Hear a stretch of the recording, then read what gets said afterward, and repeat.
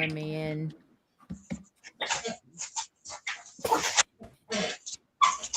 Dear Trey Young, enjoy languishing in Washington. Oh, I forgot. You were already languishing in Atlanta. A high draft pick that was traded for another high draft pick and amounted to, as I love to say, nothing. Let's go. I can't do it. We'll do it live. Do it live. I'll write it and we'll do it live. Mister, will you please wake up, wake up, wake up, wake up, wake up.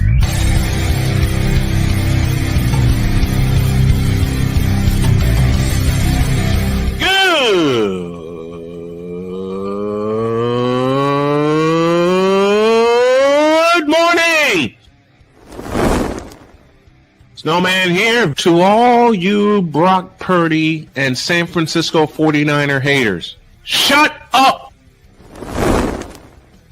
I got to thank you, Shane. I mean, whatever happened to the games where breaking 100 points was, I don't know, unusual?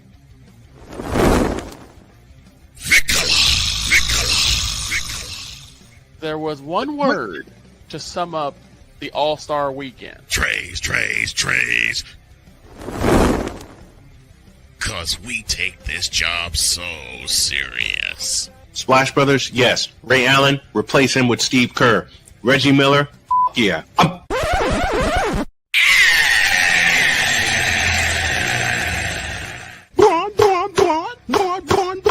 What in the all types of blue hell? I don't know anymore. Oh, yeah! Come on now. Oh, jeez. It looks like Don is frozen yet again. Oh, well. Oh, no, he's moving. Oh. He's moving more than Tuukka Rask did. He's there. Good. Oh, my God.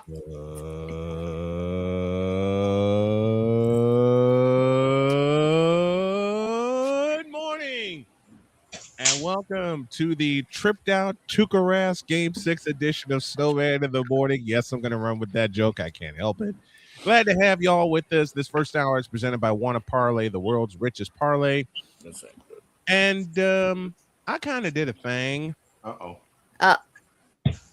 And this was the result of it. Push the button.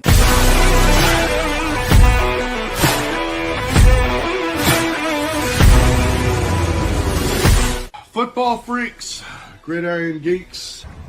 Bottoms up. Oh, boy. Well, that game sucked. Dr. K, I'm sorry. Oh, hell no! Snowman, I'm sorry. Well, that game sucked. Now get out my face, you thirsty bitches.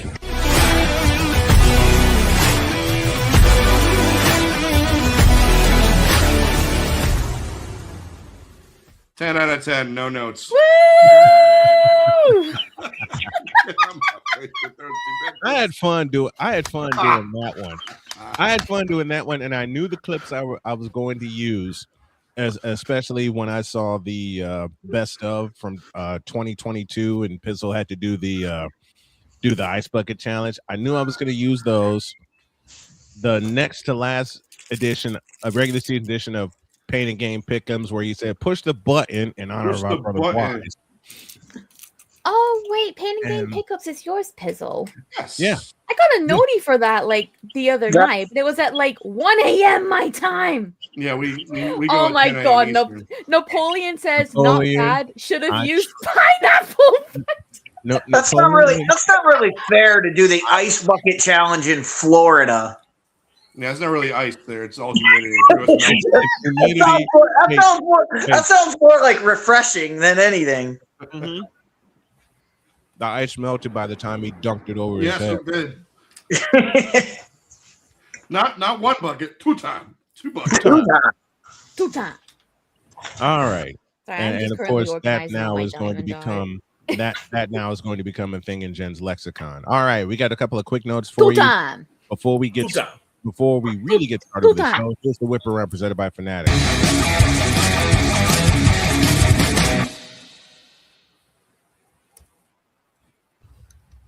As I mentioned to begin the thing, Trey Young has been traded to the Washington Wizards. Hey. Exactly. I never liked Trey Young. Will never like Trey Young. All this ballyhoo about Trey Young, and he's been cooked so often. John Wall would be happy. And I haven't really watched a whole lot of his games, so I don't know. DIETZ said something during the pre-show, and I'll echo it here. Didn't they try this already? Yeah. His name is John Wall. Oh. More to the point, his name is Gilbert Arenas. Oops. I can sum this trade up in 4 words. Okay. Georgia doing Georgia things. Like I said, I don't know much about Trey Young. I hope you find. I just don't understand why you went to Washington of all teams. I'll tell you why. He requested it. But why Washington? But why Washington? Exactly. Why Washington? Why a loser team like Washington? Washington's not going anywhere. Why the Washington Wizards? If they never mind. Why the Washington? Why it makes perfect sense for Trey Young. You might as well go to Portland Trail Blazers. Same thing. Oh, but no, if he goes to Portland, there's other people. If he goes to Washington, he can shoot 500 times a game, and nobody cares. And miss Atlanta. He can shoot 500 times a game and miss 495 of them. Yes, but he can shoot them, and and they won't care. Victor, right. Nobody cares. Nobody cares in Washington. Nobody cares about Washington. He can shoot from half court, and nobody will care. Shoot 500 times and miss 499 of them, and Jen fall down. Pretty much. So goodbye, Trey. You'll be out of the league in 2 years, if not sooner. If that. Meanwhile, the Lakers got smacked by the Spurs. Thank you, San Antonio. Thank you, San Antonio.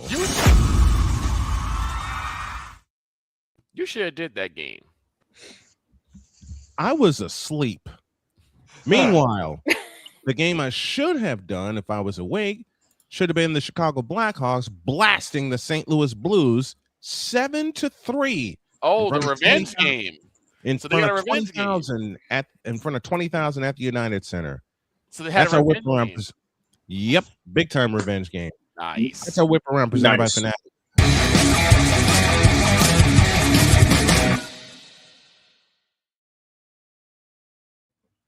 Now let's get busy. Dear John Harbaugh. You're fired. Dude. Dear Raheem Morris. You're fired. Who else bit the dust? Pete Carroll. Oh, Pete Carroll. Why didn't I think about Pete Carroll? Dear Pete, you know what? Before I do that for Pete Carroll, I'm gonna give him this too. So I realized that I think even though it's not advertised, right, there has to be a place for stupid people. We don't know because we're not stupid, so we don't know anything about it. It's like a secret club society. Oh my gosh! So I come to the conclusion that he graduated from SU, stupid university. Yeah, all the stupid ass letters that go along with graduating high honors of being stupid. I can't do no more, man. Vámonos, dominos, vámonos. Stupid university, where everyone graduates. Magna cum stupid. Oh, dear Pete Carroll. And a bonus for Victor. Dear Matt, stupid Uber fool. You're fired. I still want and I will keep my promise to Victor. I also give him this.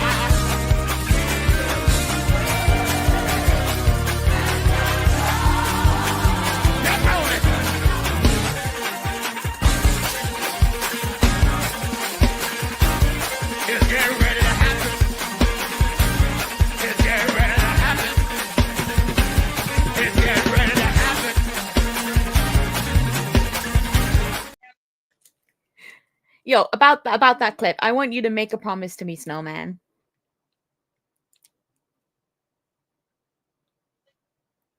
Snowman? For some reason, I got mooted. Ah. What promise am I keeping to you? The day Michi Sanji Ian shuts down. You play that clip for me. You're on. Oh, and bonus clip for Matt's Stupid Fools.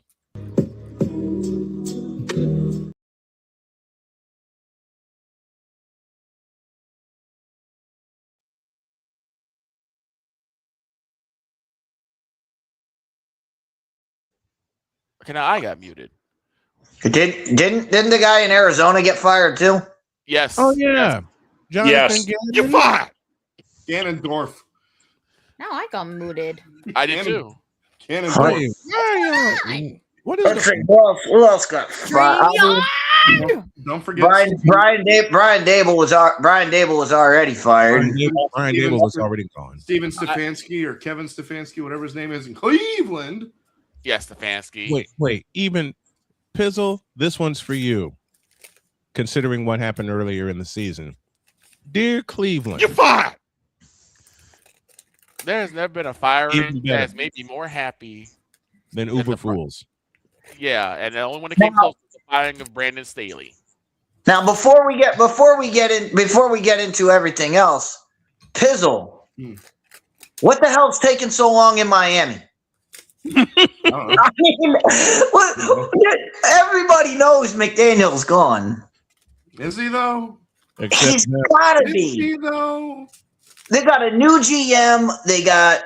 They got Troy. They're bringing Troy Aikman in to do something. I don't know what the hell they're bringing Troy Aikman in to do, but they're bringing him to do something. They're doing it. They're bringing him in to advise, to be an advisor. What the hell does that mean? I don't know. Dan Marino's there too. An advisor of what? I don't know. Troy Aikman's a cowboy. And the thing is, here's what gets me about this. Troy Aikman is brought into Miami to be an advisor, right? Mm-hmm. Nobody says a word. Nobody says a word to anybody.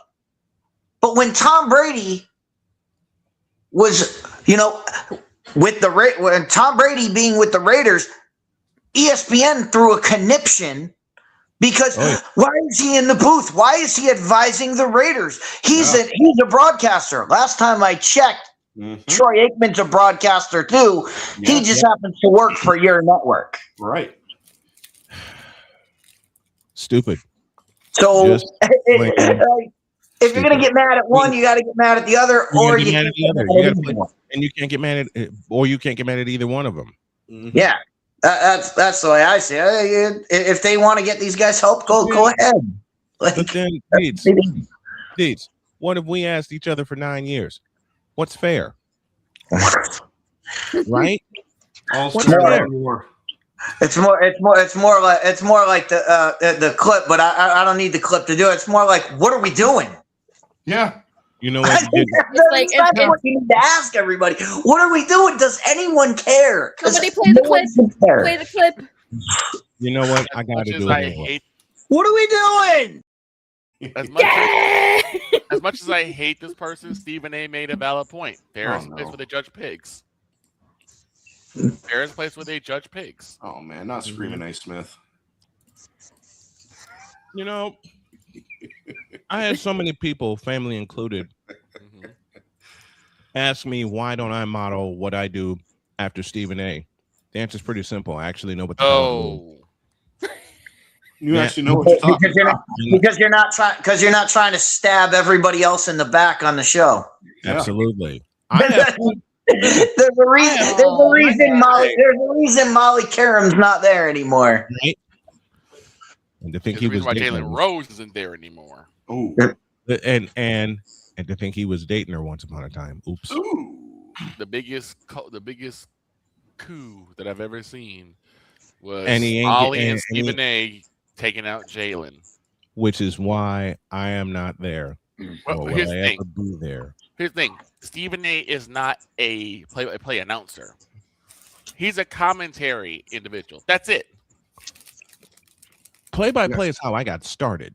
Right. He's not a broadcaster. He's just a commentary individual. A commentator that thinks, key capitalized word there, thinks he knows what he's doing. And the other reason, and y'all know this, I got started as a play-by-play announcer. I picked up sports talk the following summer, and we were off to the races. By the way, as far as Cleveland goes, Trays.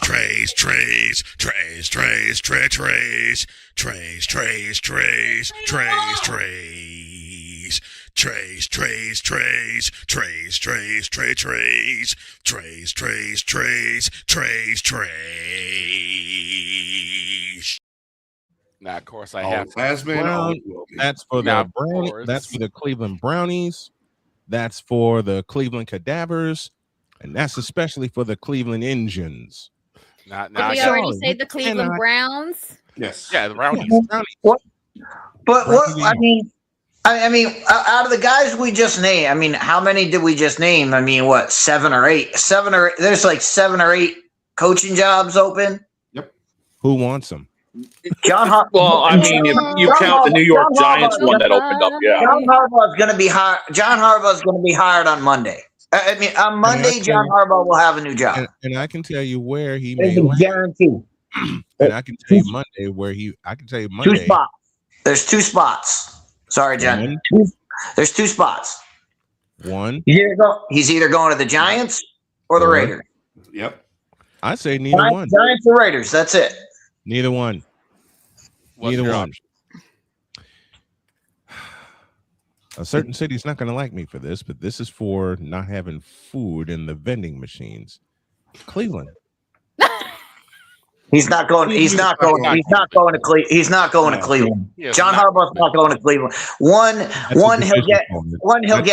He'll get 3 times. He'll get 3 times the offer from Vegas, and he'll get 3 times an offer from New York. Well, who gets? Look, and he goes to the Giants. He's already got a quarterback. He's already got Cam Catabo at running back. He's already got. I mean, he's got Neighbor. I know Neighbors is going to be down with an ACL, but they can still build around Malik Neighbors when he comes back. They're building blocks with the Giants. New York is primed and ready. Seems most likely to land with the Giants. Yeah. He seems most likely. Can't talk this morning. The most likely candidate to be hired by the Giants. Right. The Giants are not as dead as everybody thinks they are. No, they actually got primed for boss. Yes, boss, sir. What I'm reading up on dealing with who could be going to Cleveland. There's a lot of names that are currently being tossed around. Including no, but former head coach Mike McCarthy could end up there. Oh, that'd be funny. I would enjoy that. He's going to Tennessee. I would enjoy that so much. Let's see. Stefanski's been linked to it. Let's see. They've been looking at Seattle offensive coordinator Clint Kubiak, Dolphins defensive coordinator Anthony Weaver. Broncos defensive coordinator Vance Joseph. Colts defensive coordinator Lou Arnano.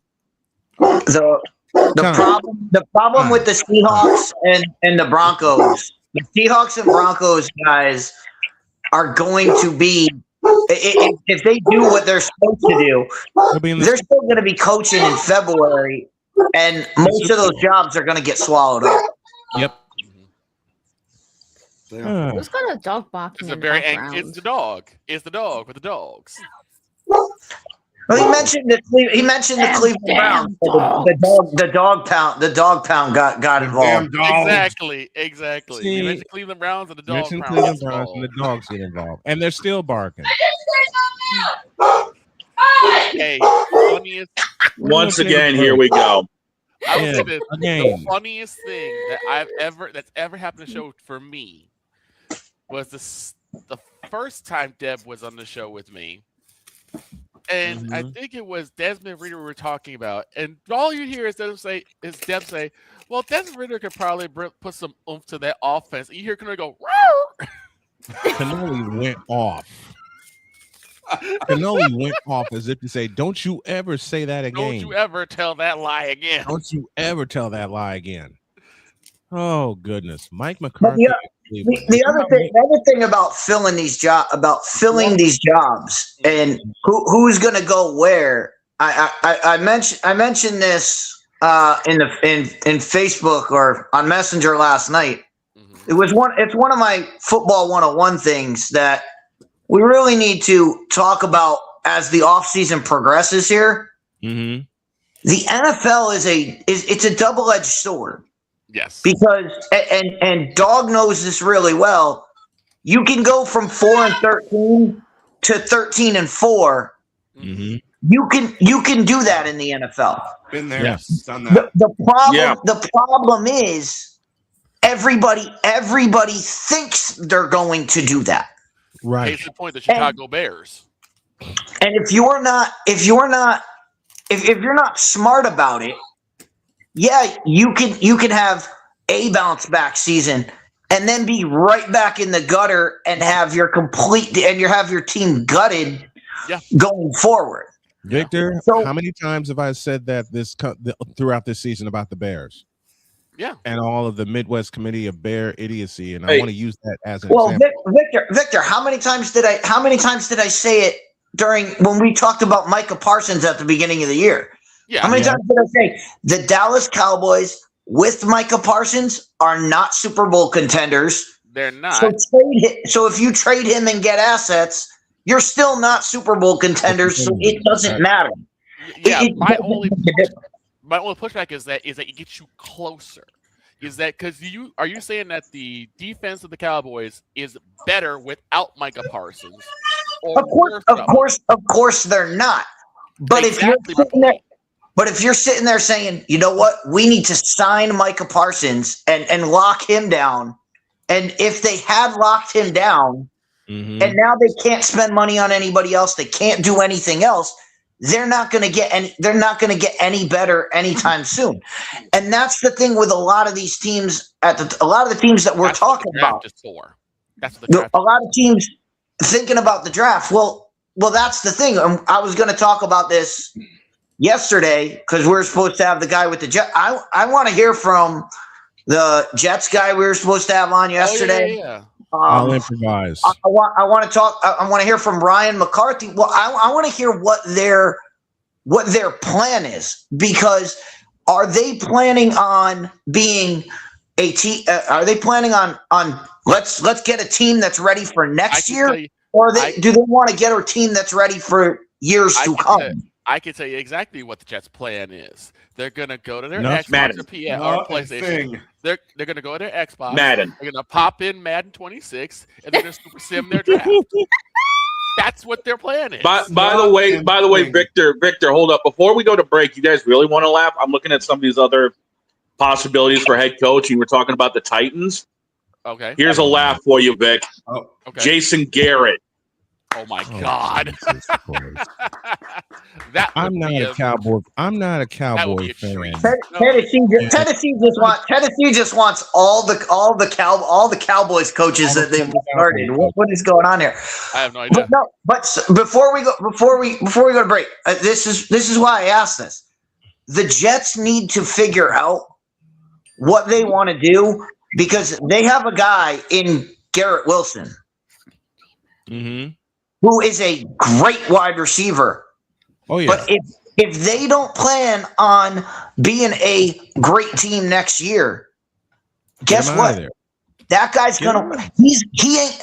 I will tell you this right now. He is not coming back. He is not going to sign long term with the Jets. Not after last year. Not after they put up -5 yards against the Broncos passing. Okay. A wide receiver is not signing up for that. And then you try to bring in a rookie quarterback. There's no way. So what do you do? And Snowman, this is for you. If I'm the Jets right now, you know what I'm doing in the offseason? I'm making a call to John Lynch, and I'm saying, we'll give you Garrett Wilson, give us some draft picks. Get out of my head. I was thinking about the 49ers need a wide receiver. Oh, we need a wide receiving core bad. Yeah. And at 23 at the 23rd pick in the first round, do you want to take the rookie wide receiver, or do you want to get Garrett Wilson? That's a good point. Just a moment. Pizzle sent this note. Per Tom Pelissero, the Ravens have requested an interview with Vikings defensive coordinator Brian Flores. Well, Okay, that's interesting. I would not mind. I would not mind that happening. I would not mind that happening. But here's the thing. For It's like, two reasons. For two reasons. One, it'll give him a legit opportunity, and two, forgive me, I'm ready to see the fallout in a certain sector. Oh no! Should that come to pass, I want to laugh. Hey, I'll give you another name that's popped up in Baltimore. I'll give you another name: Chief Offensive Coordinator Matt Nagy. Oh God! Hell wow! He's going to Cleveland. I'm dead serious. Nagy's name has popped up for a lot of these teams. Matt Nagy's going to Cleveland. What team did you just link Nagy with? Baltimore. He's been linked to Baltimore. He's been linked to Arizona. He's been linked to a lot of them. I have a simple 2-word answer to that. You tripping? Hell no. To the no. And I know. It's interesting you mentioned. Oh, they gave a flyer out to Brian Flores. Mm-hmm. I guarantee you, he's going to get a lot more flyers to things. Why? Mm-hmm. Because the Rooney Rule is absolute garbage. It is. And that's why I'm waiting. Brian Flores is going to get he's going to get a flyer for all of these jobs. And you know what they're gonna and then what they say at the end is, "Hey, we gave an interview. We gave our And interview. you know why? You know that's why I'm waiting for Brian Flores to get hired somewhere, so I can absolutely lose it laughing at a certain sector. This happens, but this happens every coaching. This happens every coaching thing where they say, "Well, we want to bring in the Rooney Rule. We want to bring in African American coaches," and it's always one. It's always one coach. A couple of years ago, it was Eric Bieniemy brought in for all these jobs. You got it. There's one word. It's like one guy gets the interview with all the teams, and they're like, and to borrow from the great Chris Berman, Eric sleeping with Bieniemy wound up being a head coach at a college. It didn't last the full season. Now hold on. That Rooney Rule is more garbage than the Cleveland Browns offense with Deshaun Watson or Shedeur Sanders running the doggone thing. There's one word that describes how the Rooney Rule has been utilized. And I think I know what that. And I think I know what that word is. No, it's not. Performative. Yep. Performative. Yeah, it is. It's not used the way it's intended to use. It's just used to say, "See, we have our one black candidate. We actually interviewed him, but you're not really looking at him to actually be part of your team." They don't even. They bring him. They bring in these black candidates that know they can do the job, and all they want to do is check a box. Exactly. That's why I call all they want to. I've seen it happen, and not just in football, but in other areas of sportscasting. Mm-hmm. Hello, been there, done that. Well, you use the wrong word, but yes, they bring in candidate. They don't bring in multiple candidates. They bring in every single year. Every single team brings in they bring in the same guy. It's not like they're bringing in the Rooney Rule should be. You have to bring in different people. if a guy goes for an interview at one place, you have to bring in multiple people. That's why. And as you said earlier, DIETZ, the Rooney Rule is garbage. That's why I call it because they choose one. They choose one candidate. All these coaches zone in on one candidate just so they can check a box. It's the flavor of the month. It's basically this guy is getting buzzed. Let's use him. But but all teams will use the same person. Not saying, okay, that guy's good, that guy's good, that guy's good, that guy's good, and let's bring them all in. Which tells me teams don't do their due diligence like they No, they do not. They do not. All these teams that fire coaches after 1 year, 2 year, whatever, they don't do their due diligence like they claim to do. Here's I underline and capitalize the word claim. Here's quote that Snowman's going to appreciate. It's a big club, and you ain't in it. Thank you, George Carlin. And it is a big club. It is a big club. It's a bigger and better. It's a bigger club than what Rafael Devers carried in Boston. Oh. Ouch. And it's a bigger club. Why? Why? And to even things out and to get a smile out of Pizzle, it's a bigger club than what Matt Olson carried in Atlanta last year. Yes. Accurate. And it's a bigger club than this.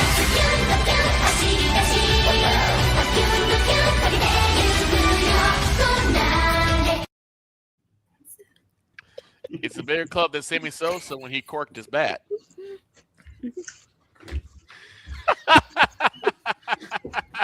Okay, dog, you gonna hit me for this. Oh no. Bigger club than what Alex Bregman did in the playoffs last year.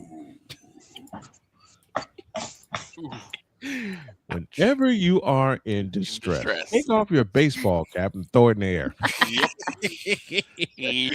Let's take a break. When we come back, a little DIETZ 101, and Jen takes us into the arcade. We get in for free. Y'all need to get your quarters. No Man in the Morning, back in the deuce.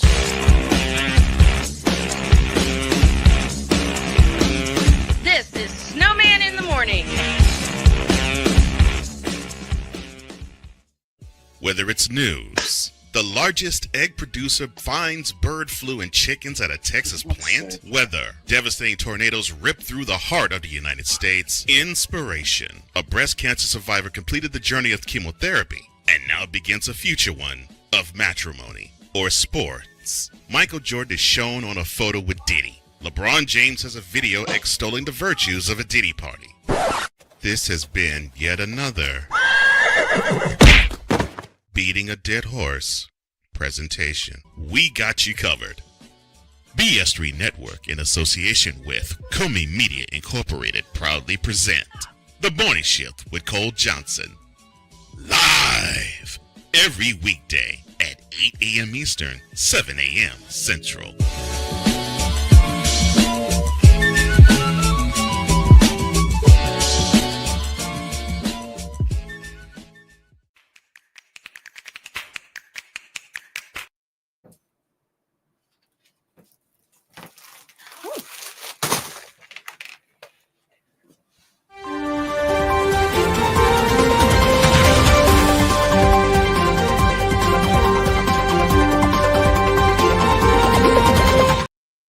I come back and it's breaking news. Pizzle, all yours. Mike McDaniel has been fired. I did not know we came back so soon. I'm so sorry. Mike McDaniel has been fired. Same. I just grabbed my coffee. Come back. I was getting the rest of my diamond art from all my Christmas presents. I got so many beads to sort. Here we go with the same rinse and repeat process that Stephen Ross likes to do every 4 years. But you still have two. I'll stop here. Turn the ball over.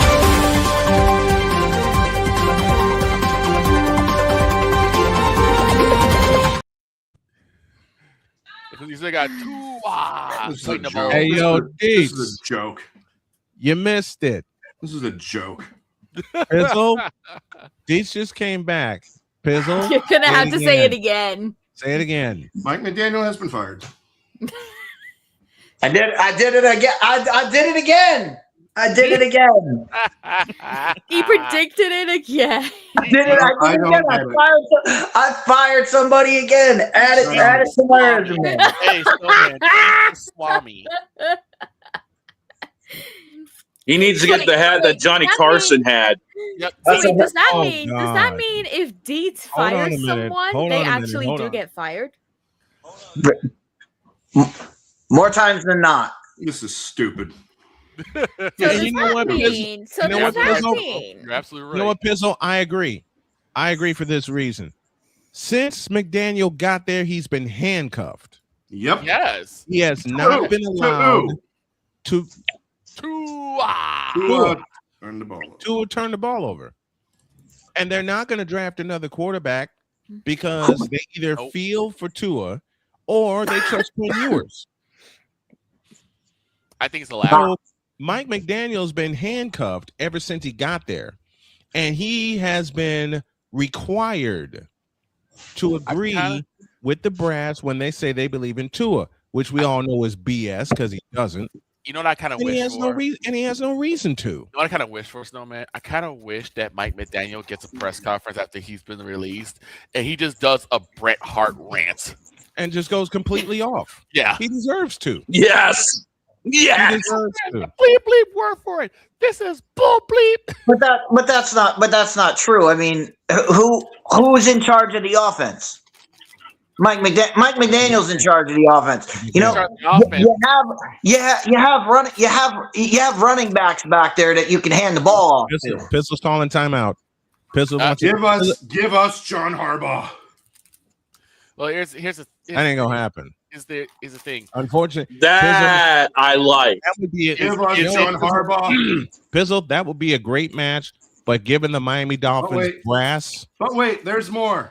There's Get more. rid of Tua and bring in Lamar Jackson. those are two moves. Wait, Do you really want Lamar Pizzle? Jackson? No. Pizzle, those are two moves you know are not going to happen. Right. Why? Those are two moves you know. Does Baltimore really want Lamar Jackson? Why? Let's be real. Because yes, Stephen Ross, it is you. Because Yes, yes, Stephen Lamar. Ross, it is you. Let's be real. Yes, Does Lamar, any it is team you. really want Lamar Jackson? Baltimore don't even want Lamar Jackson. I'll answer, Jen. I'll answer your question like this. Oh, hell no. I was gonna go with a nobody. Lamar Jackson. No one. Okay. Now I get to be Yeah. Beats for a moment. Damn, Jen breaking out some Keith Sweat. That was Yeah. before you were. That was before you were even born. But she's been around. But she's been around us. Been around. Wait. She's been around us. Look, I So get that's it. how she I picked it get up. I'm the Machne here, but come on. Deeds. No, She's it's a been Keith around Sweat us. song. Nobody. Yep. Come on. And I mean, hey, Happy Gilmore came out the year I was born. Come on. and I love Happy Gilmore. Here's the problem. You want to know something, Snowman? Yes, Happy Gilmore's free on YouTube to watch. I know. I've watched See, it the several problem times. is that it depends on who really has control of the offense or offensive personnel.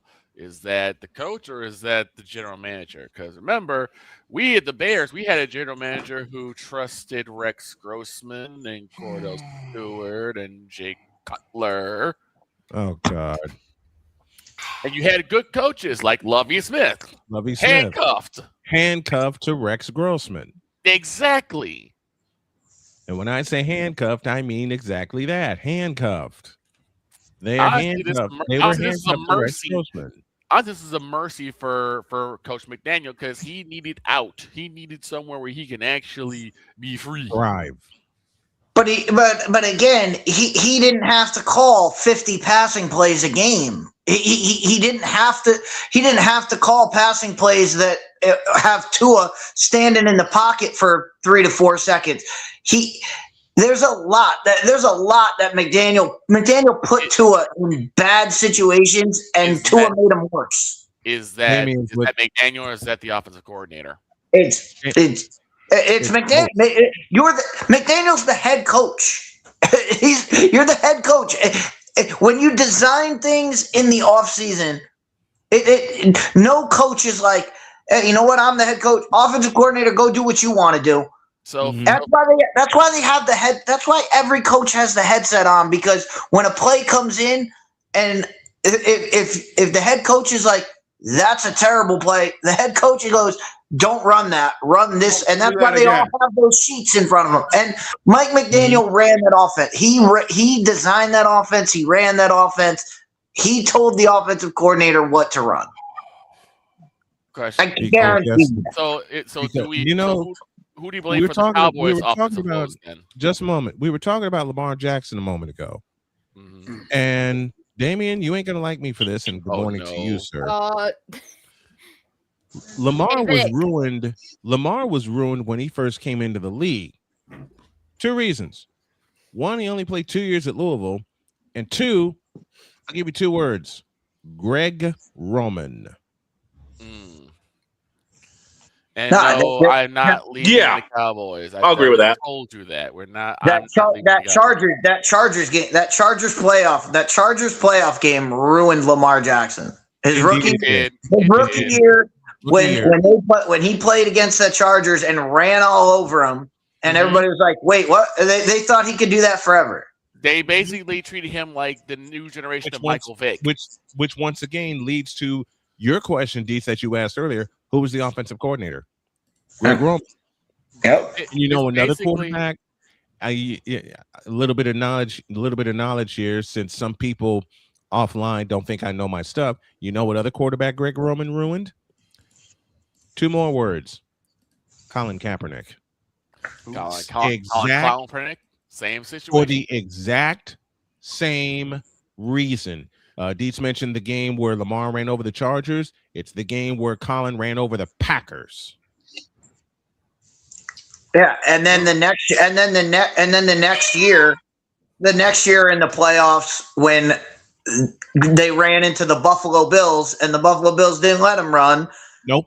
And everybody saw. What scares me is the next person. I think the next person that's going to fall to that is going to be none other than Jalen Hurts. We're already seeing Jalen Hurts. Jalen Hurts is that's the next one. Napoleon says, Damian, I don't want to. Napoleon says, Damian, I don't want 2 in the silver and black. Well, Napoleon, I get to mess with you. What if there's no choice? No, there's no way that happens. Not with the number one pick. Not with the number one pick. We'll talk about him later. We'll talk about him later in college football. But wait a minute, Damian, I love you for this. Damian says the Ravens have ruined Lamar Jackson like the Mets ruined Bobby Bonilla.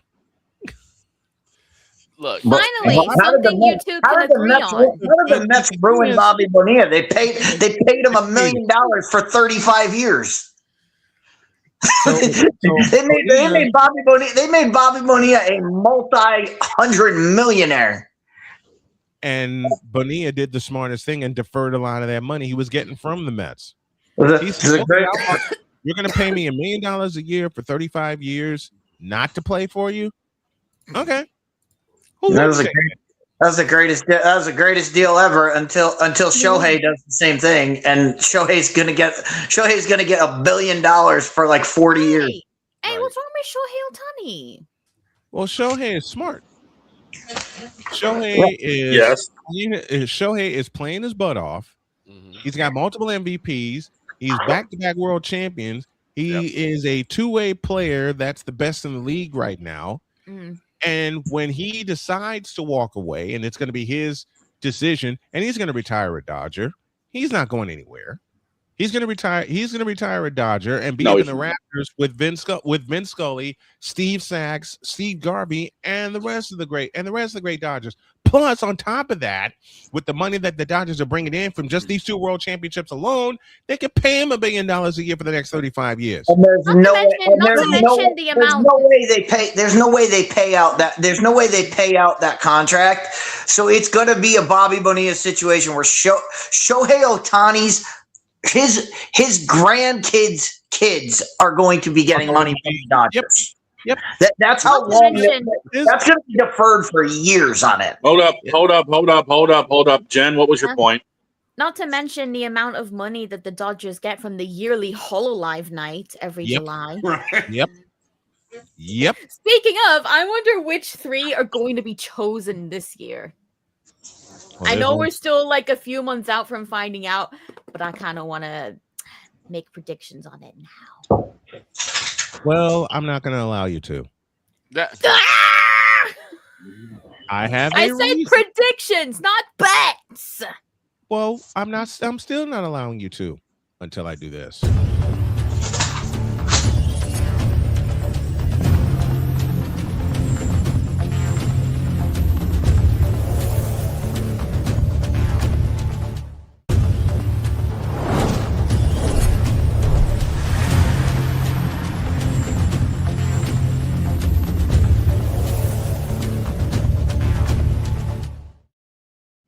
Breaking news: Okay, Black I Ops see. 7 still sucks. Okay, since we've opened up the arcade, I've got a great one to start. Damn. Call for it. I just Give me a realized camera. that. See, I just realized he has a controller in his hand. I can't do the controller on this model, but maybe I'll get that integrated one day. Anyway, My controller's in my room. I can't use it. So I've been waiting for the arcade to open because Take it away. I wanted to bring out this specific thing, ladies and gentlemen. The annual Josh Scorcher Top 10 Gaming Industry Fails came out last week. Gaming industry fails. Okay, now Yep. I'm interested. Now you have my attention. Oh Lord. And Microsoft, which was 2024's number one worst, has been dethroned. Oh. Microsoft is now only third place as the Bye. Ooh. The number one worst fail in the gaming industry in 2025 Ubi trash. was Roblox. Oh, Roblox. What? Why are we not Roblox has a lot of illegal Oh issues. no. That's ridiculous. That's a ridiculous list. Roblox has a lot of It's already ridiculous. How is We it got ridiculous Jacksonville given Kid. what Just a happened moment. with Roblox in 2025? Just a moment, folks. Let me acknowledge a couple people in the Wait chat. a minute. Wait a minute. I wait. Hold up. What Josh really should have done? The number one gaming fail. God help me. Caleb Williams. What does it have to do with gaming? Jen, Concord exists. That was 2024. Oh, that was 2024? Yes. No, that was last year, wasn't it? Concord was 2024. It All was right, mentioned on the 2024 fails. Dustborn. Dustborn? Dustborn is one of the worst games of all time, and nobody played it except for streamers that wanted to make fun of it. You do realize That's the one of the worst list is games not of all about the worst games, but it's No, about the worst mistakes made by the companies in gaming. And the company that made Dustborn dumped what $20 million into it, and they made I think a couple thousand. Well, that did not get mentioned. It's one of the biggest failures in gaming of all time. It didn't even get a dishonorable mention, dude. Yeah, well, that's what I'm saying. I'm just saying, the list is not ridiculous. Josh has criteria over what makes it into his list. Did the company commit abuse? Were they greedy? Were they incompetent? Oh, so it's the companies like is there makes deeds. It's not necessarily the games they put out. It's nothing to do with the games, unless the games cause like severe controversy. And Roblox. And here's the problem with Roblox. Roblox is already got some massive legal issues due to. And here's why Roblox was number one, DIETZ. Okay. They have a severe problem with predators. Yeah, exactly. They've been having problems with years. And there was one guy in Roblox named Schlep who was doing his best, working with authorities to catch these predators. I remember that. And what does Roblox do? And they went after Schlep. Yes, they banned Schlep, the person taking down the predators. Yes. We all know Roblox is a hunting ground. I mean, anybody who saw Asmon play it, Asmongold played it for like an hour and was like, and found every predatory thing you could get. Yep. But there's still, I mean, Roblox is still going though. That's the thing. It's still going. Yeah. It's still going, and anyway. it's still gonna go, even after all of this. And I know the guy in New Orleans came out and was like, "We're gonna." The DA was like, "We're gonna charge them with this, and this." That was what 6 months ago, and nothing's come. Nothing's come of it. It's bad PR. It's bad PR. Anyway, but I'm also gonna say this. Yes, V Shoujo got a dishonorable mention on the list. That's another one. Nothing, They should have been on the list before Roblox. Even though it isn't related to gaming at all, not even Josh Scorcher could overlook the damage that VShojo caused in the VTuber industry in 2025. When you steal millions of dollars from a charity and one of your top tier performers, I mean, what do you expect? Hey, and the fact that they also tried begging their former talents for money just to declare bankruptcy. Just to declare bankruptcy. I'm VShojo, and I you go from a multi-million-dollar, bringing in multi-million dollars to folding in what it took like 3 days. I mean, that was a crash and a half. Yep. Yeah, it was.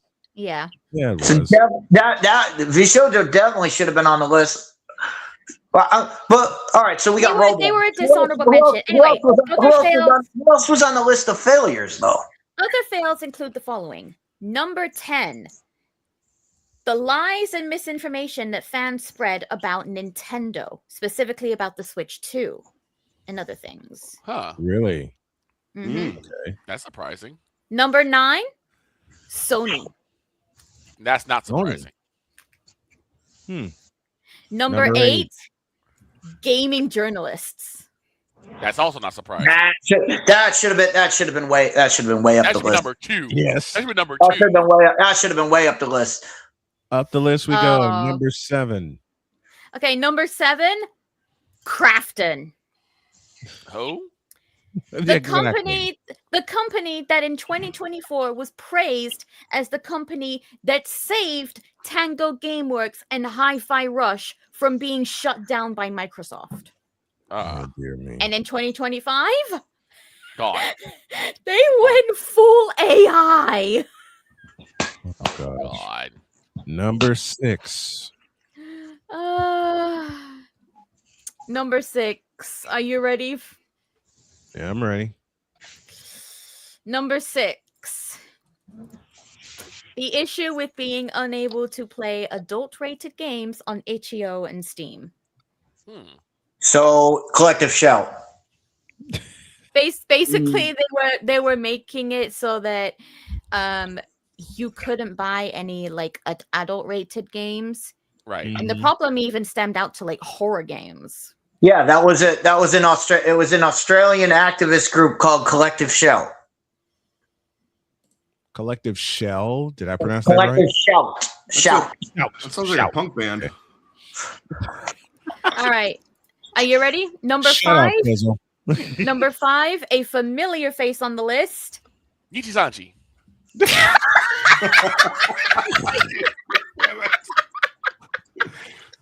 I'm sorry. Shut up, Victor. Our list. Shut up, Victor. Shut up, shut up, shut I was up. waiting for say, boy, you better shit up.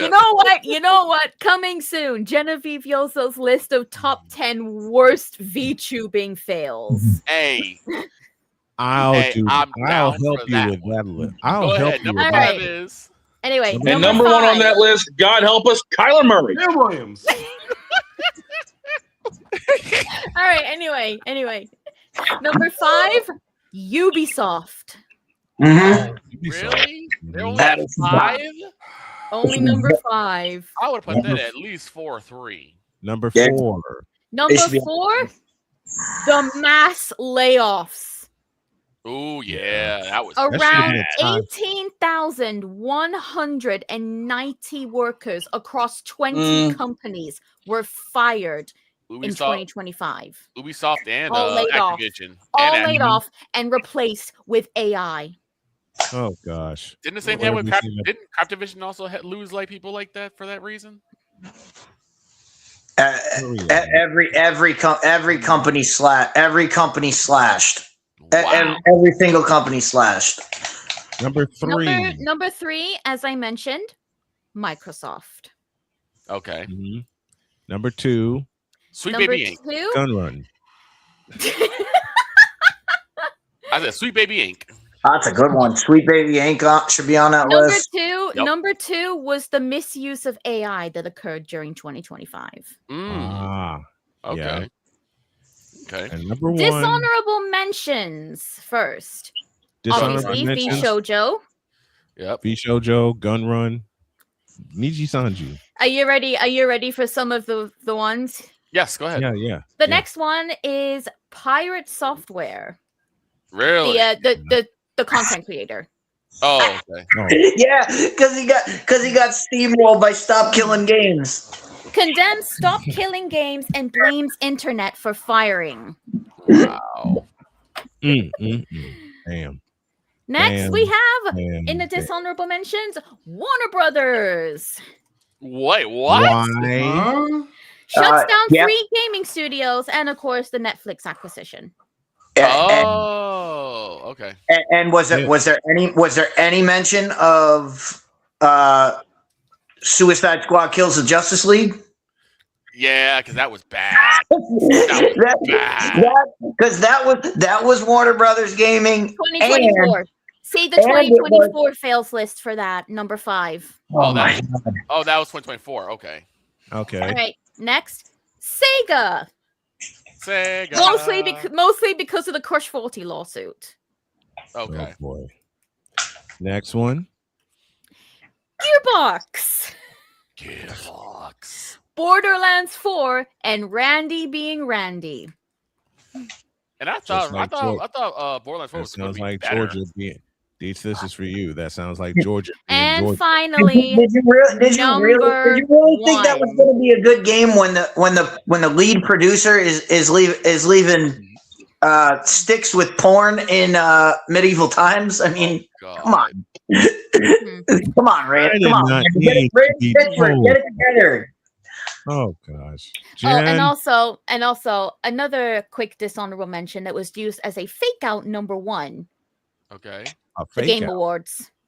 Oh Lord. Ken Williams. But You do it, Sanders. But the Game Awards. No. Were the Game Awards really that bad? I thought the Game Awards were pretty good this year. The thing is, Josh Scorcher, let's be real. Best movie adaptation.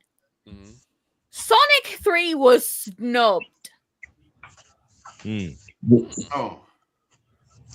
It didn't even get a nomination, you guys. Oh, It didn't even get a nomination. Yeah, you know how that works. But I thought the award show went off pretty good. I liked it. Yeah, he used the Sonic 3 one as like a fake out number 1. Ah. And then the true number 1, of course, as we already discussed, Roblox. Bronny James basketball IQ. Oh, wow. Thank you, Damien. The number 1 gaming fail of 2025. Kai Cenat on Twitch. No, the number 1 gaming fail of 2025, and I'm saying this as a joke only. Hemorrhoid. Lebron. Hemorrhoid.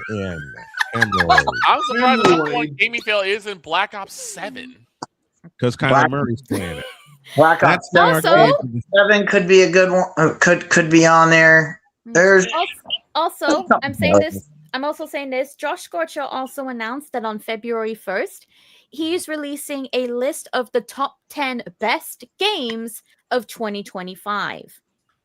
I think some of the games that we can expect to see in that list include the Game of the Year, Claire Obscure Expedition 33. Uma Musume, dog. Uma Musume, absolutely, for how big of an influence it's had. And even the good it's done for the racehorse industry. Yeah, Uma Musume should be on that list. Silk Song will be on there. Uma Musume, the official game of the Denver Broncos. Uma Musume, the official start to the Tuesday Snowman in the morning. Speaking of, Uma Tuesday will be back on the 13th, ladies and gentlemen, and we hope to feature a couple of new additions since your girl did get a couple of new horses in the pools. I'm kind of hoping the first Berserker's on there too. Arc Raiders should be on that list. And also, since you guys did offer to help, you know what? Let's make it a reality. Genevieve Yoso's top 10 VTubing fails of 2025 coming soon. Okay, I love it. Yes. And coming on Tuesday.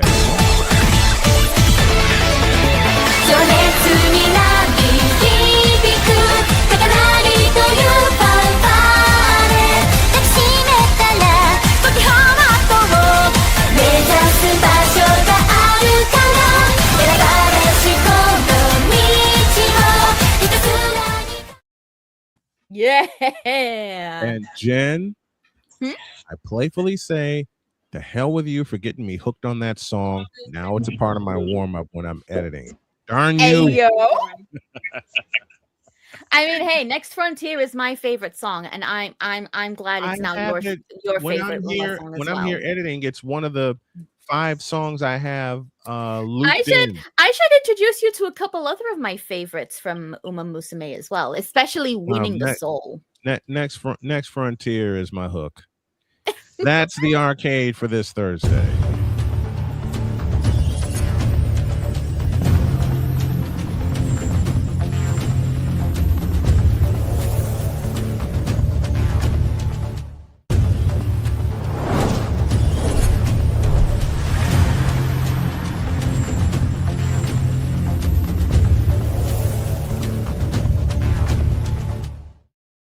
Hey, DIETZ can actually ask his question because the supervillain has shown up in the comments section. Oh, also Kenneth Good day, saying Snow Crew. McCarthy is here. Good day, Snow Crew. I reckon you already covered the Mike McDaniel getting fired. Pizzle did me on this before us. Also, can we just acknowledge Kenneth Clark in the chat saying Uma for the Colts team? Hey, Colt. I was surprised. Dan Clancy wasn't mentioned. What did you say? You know what, Damien? You know what, Damien? You ain't right. Uma, the sponsor for the New Orleans Saints, because that's the only thing they can afford with that cap hell coming. Oh,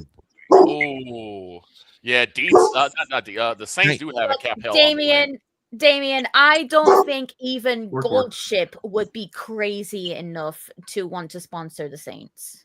I know that.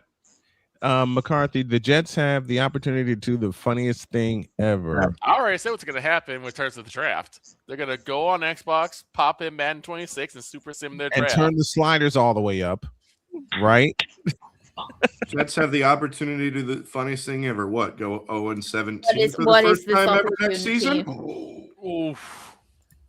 There are a couple teams that could go That's 0-17 next year. Pizzle. That's rude. We're It's at never been half. done before. I have 2 thoughts in my head, but I'll express them when we get back. It's halftime. It's 3 after the hour. When we come back, all things CFP and a little DIETZ 101 when it comes to the college football playoff, because he's been poking the DIETZ has been, and I mean this playfully, DIETZ has been poking the bear, i.e. me, about how to fix the college football playoff. Who is this? Is that Wayne Corbett? That's the funniest thing I've ever seen. A football card of Wayne Corbett getting a concussion. Yeah. Oh no. It's the exact play he got a concussion on, and they put it on a card. They put it on a card. Let's take a break. Our IDs, our scoreboard update, and DIETZ fixing the college football playoff the DIETZ way. God in heaven help me. Cute Empress. Because I say God in heaven help me, because there were several times we were supposed to fix college football, never got a chance to complete it because of time constraints. Well, DIETZ has the whole hour to fix the college football playoff, and I have the feeling I'm going to be under this table laughing. Second half was 9 in the morning after this.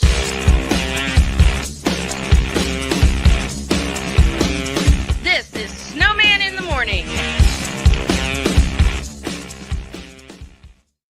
Whether it's news, the largest egg producer finds bird flu in chickens at a Texas plant, weather, devastating tornadoes rip through the heart of the United States, inspiration, a breast cancer survivor completed the journey of chemotherapy and now begins a future one of matrimony or sports. Michael Jordan is shown on a photo with Diddy. LeBron James has a video extolling the virtues of a Diddy party. This has been yet another beating a dead horse presentation. We got you covered.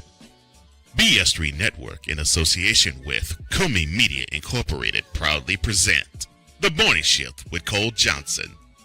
Live every weekday at 8 a.m. Eastern, 7 a.m. Central.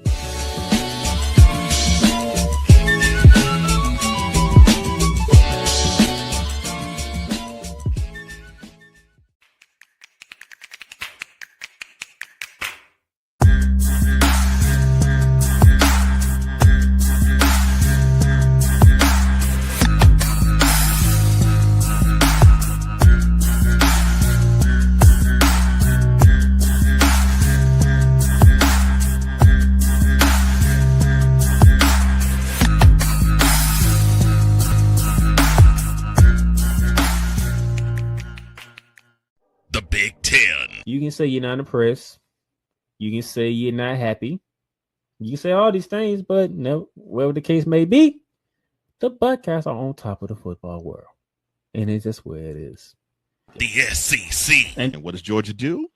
Well, as a team that has a championship pedigree would do, they came out full guns blazing, just like a tested SEC team would do. And Big 12. That team right there that is ranked 15 that put up 45 points. Yes, sir. They were picked dead last at the beginning of the season. The ACC. Start with the biggest name first. Chapel Bill now. It's no longer called Chapel Hill. It's called Chapel Bill because Bill Belichick is now the head coach of the North Carolina Tar Heels. The CFP rankings, do away with that. Right. Do away with it. Bring down the gridiron on the Playmakers Blog Network YouTube channel and where you can find podcasts. Because we take this job so serious. Nacho fry. Would you like a nacho fry? Would you like a nacho fry? What in the all types of blue hell? This is Snowman in the Morning. Yes, please.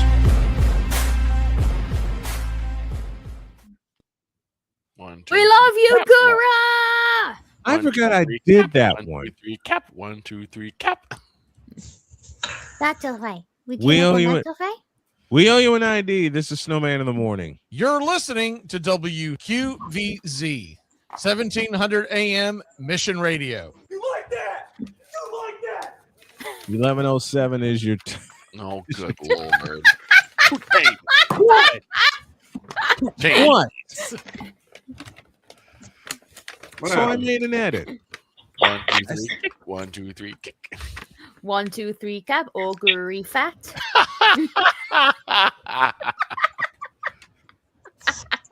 Thank you for that, Napoleon. What in the hell? Because her name's Augury Cap, but with how much she eats, you may as well call her Augury Fat. Lord Yeah. have mercy. Now you've got that in my head, and my brain's turning. Uh-oh. We owe you guys a scoreboard update. Save Yes, us, please. 1, 2, 3, cap. Augury fat. 1, 2, 3. Yes! Napoleon, we got him saying it. We got him saying it. You know what? I'm gonna challenge myself. Okay. I'm not only gonna say it. I'm gonna visualize it. I don't know how.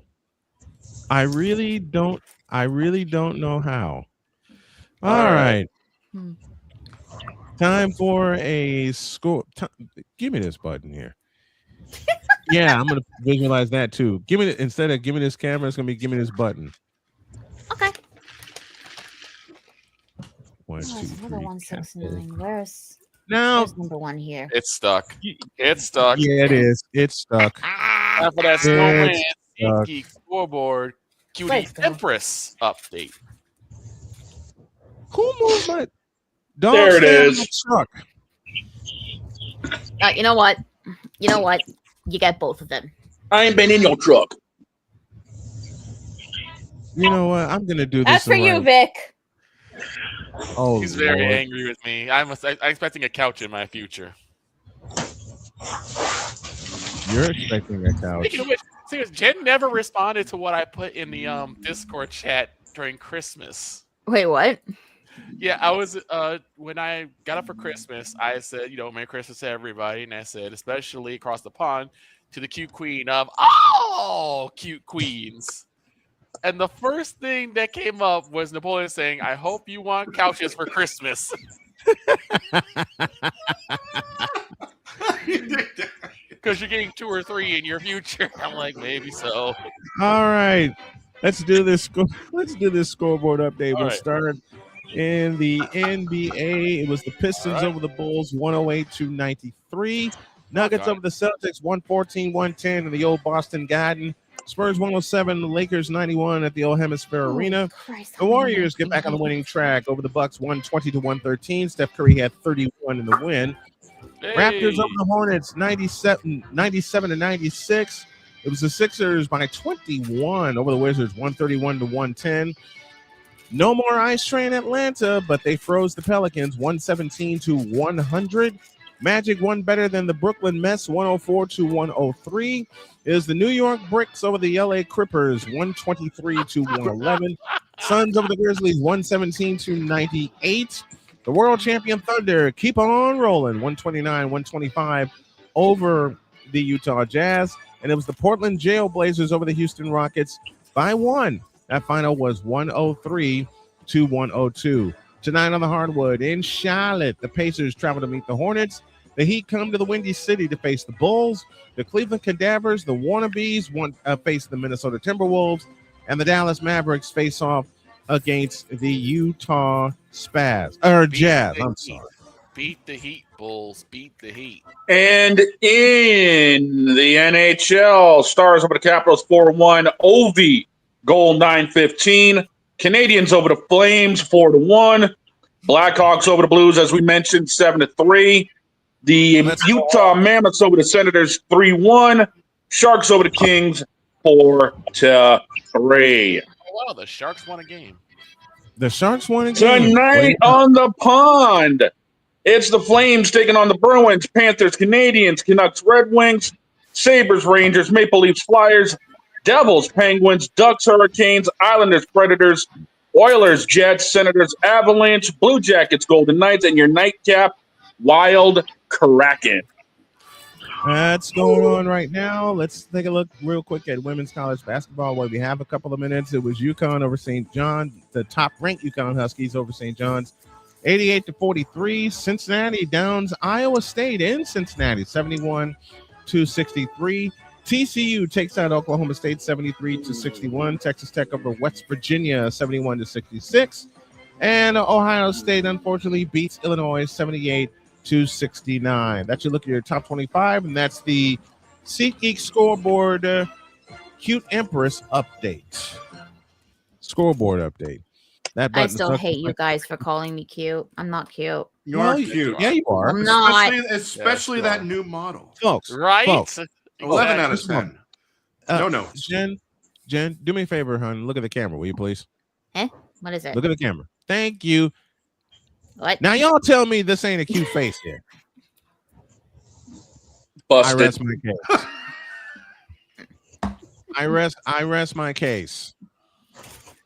Now, to the college football playoff. Playoffs. All right. Playoffs? You kidding me? The Playoffs CFP, tonight. Tonight. The CFP, yeah. Well, we'll see what DIETZ thinks about it. Tonight, let's look at the game first. Okay. The darlings of the CFP, the Miami Hurricanes, taking on the Mississippi Rebels in Arizona. Now, what is so interesting about this game, and DIETZ has mentioned it so many, matter of fact, DIETZ mentioned it at the top of the season. We should call him Nostraditzes. When DIETZ said, and I quote, the funniest thing would be that Carson Beck would go further than his old team. Well, guess what? Former Georgia quarterback Carson Beck has gone further than his old team, the Georgia Bulldogs. And tonight, he gets a shot to go home to play for the national championship as the Hurricanes face the Ole Miss Rebels. And I see a couple of fences in my futures, but we'll touch on that later. I do too. Now, with that intro out of the way, DIETZ, how do you fix the playoff? And I'll give you the camera while doing so. Take it away. The easiest fix to the playoff is move everything back a week. And reason why is look at what's happening this week. You have your semifinals on Thursday and Friday. Mm-hmm. Nobody's going to be talking about those games come Monday morning after wild card weekend in the NFL. Mm-hmm. If you had if you had your semifinals last week when it's week 17 and nobody really cares about the NFL, you get much more publicity than what you're going to get this week. Right. You have much more people talking about it. I mean, think about tomorrow. Tomorrow on that network that's doing the game, and you're going to see they're going to spend like 5 minutes picking that game, and then they're going to spend the rest of the time picking Wild Card Weekend. Yeah, that's why we're doing it here. And you have the best. You have the best game. Your best game going on Friday night. Which so is Indiana and Oregon. So that's one big problem. That's just a logistic problem that they could figure out. The other thing to fix it is get rid of the buys. So add four more teams in, get rid of the buys, and just play the thing out. But again, start it a week. If you start everything a week earlier, you would be able to get all of these things done. And the last thing is the selection process. The selection process has always been the Achilles heel of college football. Mm-hmm. And we saw it this year. We saw Notre Dame cry about it. We saw everything having to go with it. But it's just that process of selection leaves so much open. If you just have concrete things, these are the conditions that you have to meet in order to be eligible. That right there solves almost every problem that they have. Yeah. Will there be years that teams don't reach those qualifications? Maybe. Will there be years where there are more than enough teams to qualify? Maybe. But those are good problems to have. Yeah. Agreed. The thing about fixing the college football playoff is not about fixing the playoff. It's about preserving the regular season. Make your regular season matter. That's what college football needs to do. They have the most important regular season in all of sports.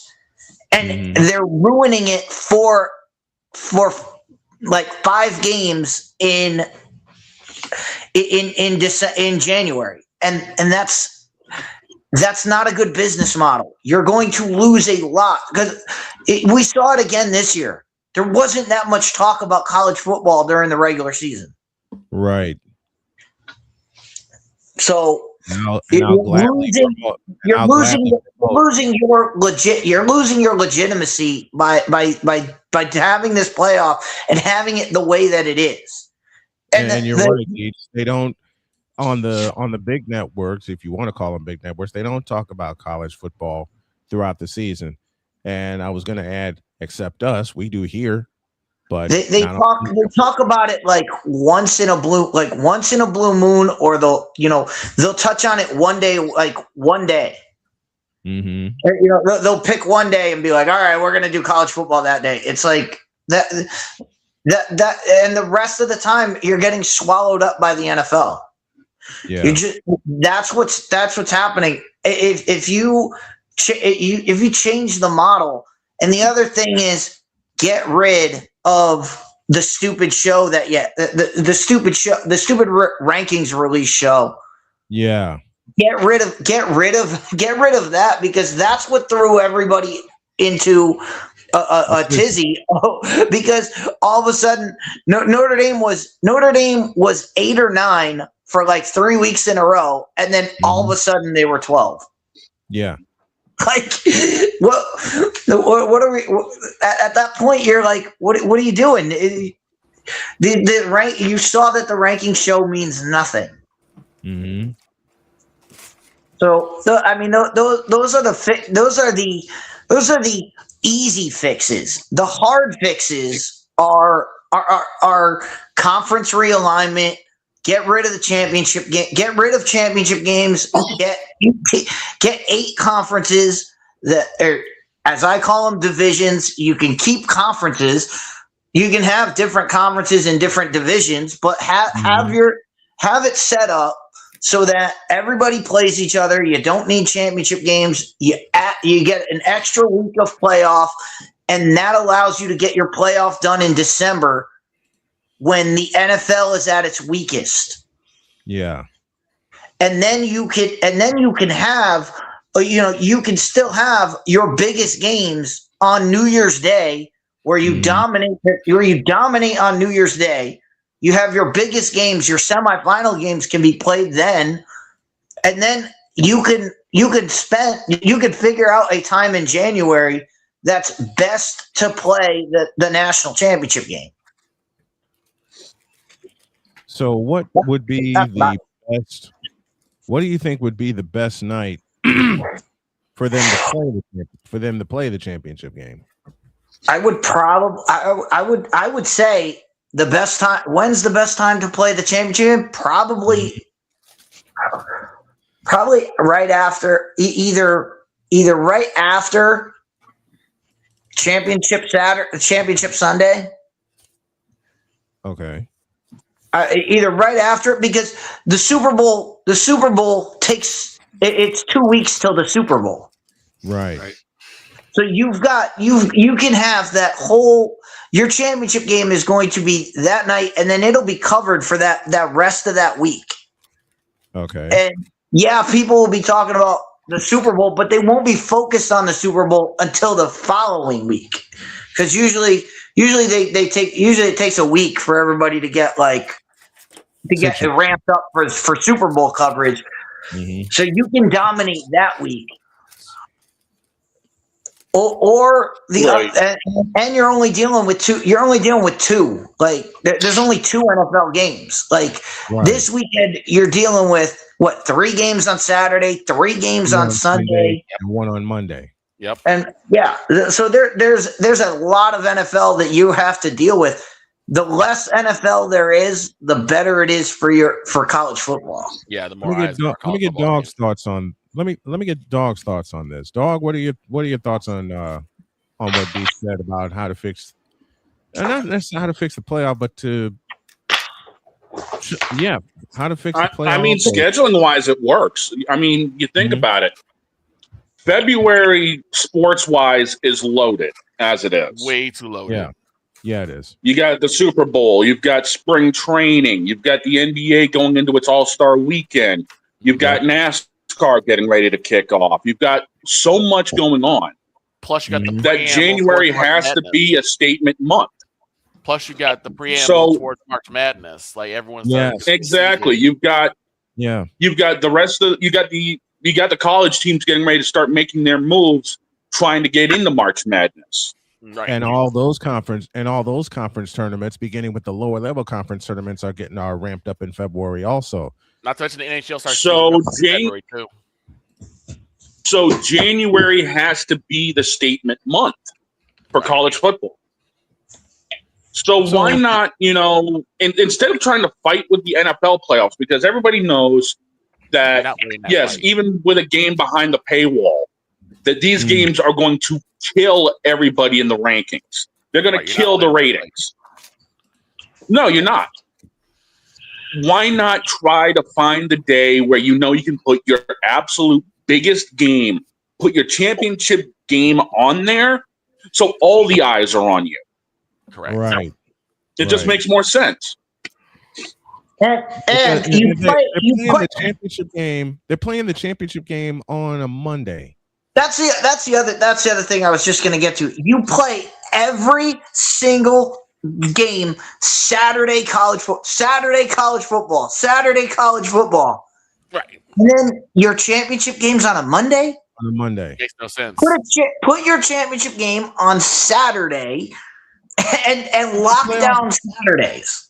Lock down Saturdays. And that's why this is why doing it during the NFL postseason is a problem.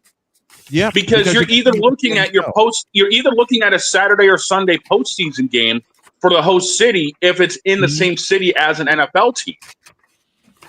And that's why you could go. I mean, you could go championship Sunday when everybody those games are going to be on Sunday. You could have your championship on Saturday. And I mean, you could have your championship on Saturday, the college football championship on Saturday, and then the AFC and NFC championships are on Sunday. Right. The only problem is flipping the field around if it's a natural field in 24 hours. Well, you don't have them on. They're not going to be on the same. They're not going to be on the same. They're not going to be on the same field. That's a stipulation that they need to put in. You can't have it on the same field. You just can't have it unless it's a stadium that is fit for just college football, i.e., the Rose Bowl in Pasadena. Yeah, right. They're not. They wouldn't have it. They wouldn't have it on the same field. I mean, I would presume they would not. They wouldn't even do it. Well, look at this. Look at this year. They're doing it in Miami. Now the Dolphins obviously didn't make the playoffs. Sorry, Pizzle. Right. But the point being is, what if Miami did make the playoffs? What if they were playing when it was time for the championship game to go down? And there's Pizzle, I'm trying to give you some freaking hope. Work with me here. I got you. Listen, I got friends that visit Miami. I knew a few people that worked at Joe Robbie Stadium. I'm sorry, I will never call it Hard Rock Stadium because when it was built, it was Joe Robbie Stadium. Period. It's still Joe Robbie to me, damn it. Still Joe Robbie. It's still real to me, damn it. Thank you, Victor, and I can't recall the guy's name. He was known as the Sodfather at New Comiskey Park. Roger Bossert. Yeah, Roger Bossert. He talked to us extensively about how fields are prepared. Doesn't matter if it's baseball or football or whatever. Stadiums now are using field turf, which is stupid to me because, it's just stupid to me because I'm so used to natural turf. All right. And I understand you want to have the hybrid, and it's easier for the transfer just in case you do have to play 2 games in 24 hours. One of the best stadiums to do it, AT&T Stadium in Dallas. AT&T Stadium in Dallas. You could do it in Indianapolis where they do the Big Ten championship game. I mean, the advantage that Dallas and say Allegiant Stadium in Las Vegas have, and State Farm Stadium in Arizona, is that they have 2 separate fields. They wheel out one and they wheel in the other. Or you just go, you know what? We're going to do it at college venues. I mean, you don't think the Rose Bowl can handle a national championship game? That's where it should be. You know what? I'm going to introduce this idea. I think there's plenty of college stadium. If there's one stadium, and I know how the bigwigs want to keep it neutral, quote unquote. You're playing the national championship in Miami. What if the Hurricanes make the national championship game? We'll find out tonight. But if y'all were to pick a stadium that could host the national championship each year, and that could somewhat, and I capitalize the word somewhat, uphold the tradition, for me, that would be the Rose Bowl in Pasadena. Oh, 100% Rose Bowl. Well, here's the thing. Here's the funniest thing is we hear all the time, they want to move these games to NFL stadiums because they want to get more attendance, right? Yeah. That's a lie. It is a lie. You want to know why? I was about to say how many. I was actually about to say how many college houses can hold over 100,000. Can hold more than an NFL stadium. That's what I was just gonna say. College stadiums, the college stadiums are bigger. Bryant-Denny Stadium in Alabama is bigger than any NFL stadium. Yep.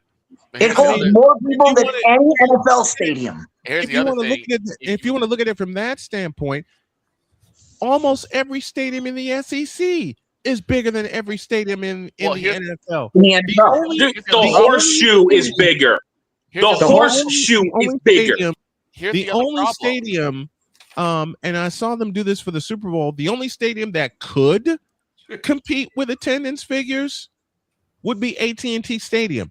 And I mentioned that because they hosted a Super Bowl there, Super Bowl 45, but they brought in retractable seats to make it attractive and put in 100,000 people. 103,865, I think was exactly. I was about to say, I I was about to say they can hold 100,000 plus for WrestleMania, so obviously they can hold 100,000 for a Super Bowl.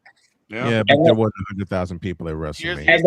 And they still get 110,000, and they still get 110,000 at the Big House. Yep, 110 at the Big House. Yeah, the Big House in Michigan still holds 110,000 people. How many people could go into the Coliseum for USC games? Oh, they shortened that. You know what they did for the University of Spoiled Children? After the Rams left and went to SoFi Stadium, they shortened it. Here's the other problem, though. Let's say you do want to go into these bigger NFL stadiums, but you don't sell out. Snowman and I have seen it. When you don't sell out an entire stadium, it's bad looking for TV. Oh, trust me, I know. But they're not. That's the kicker. The NFL stadiums are not bigger. That's what's weird. That's what's so weird about this is I think you can play it at any college stadium, and it's about and you're getting about 20,000 more people than any NFL stadium. You mentioned Victor. I mean, if anybody knows about houses not selling out, I'm sorry, but it's over here. Sorry, Fizzle.